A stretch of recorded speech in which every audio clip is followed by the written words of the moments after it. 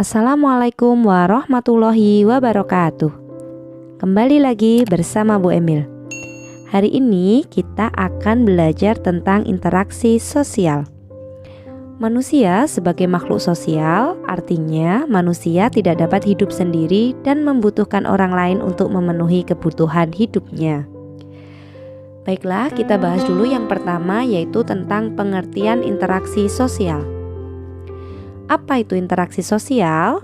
Interaksi sosial adalah hubungan timbal balik antara individu dengan individu, individu dengan kelompok, dan kelompok dengan kelompok. Syarat terjadinya interaksi sosial. Yang pertama yaitu kontak sosial. Sifat kontak sosial yaitu langsung, contohnya tersenyum, berjabat tangan, dan saling bertegur sapa. Sifat kedua yaitu tidak langsung, contohnya bisa melalui telepon atau SMS.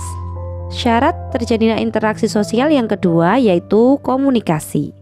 Komunikasi ada dua, yaitu komunikasi verbal dan komunikasi nonverbal. Komunikasi verbal yaitu komunikasi yang berbentuk lisan atau tulisan, misalnya itu surat menyurat, bercakap-cakap di telepon, dan lain-lain. Sementara komunikasi nonverbal yaitu komunikasi yang disampaikan tidak menggunakan kata-kata, jadi disampaikan melalui bahasa isyarat, misalnya dengan menggunakan gerakan tangan. Selanjutnya yaitu ciri-ciri interaksi sosial.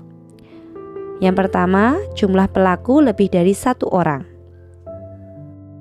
Yang kedua, terjadi komunikasi antar pelaku melalui kontak sosial. Yang ketiga, mempunyai maksud dan tujuan yang jelas.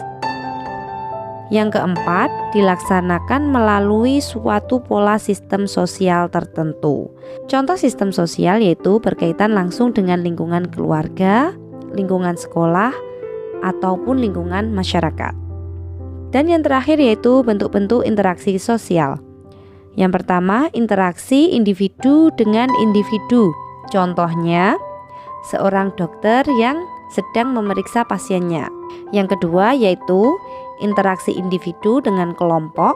Contohnya seorang guru yang sedang mengajar murid-muridnya di dalam kelas.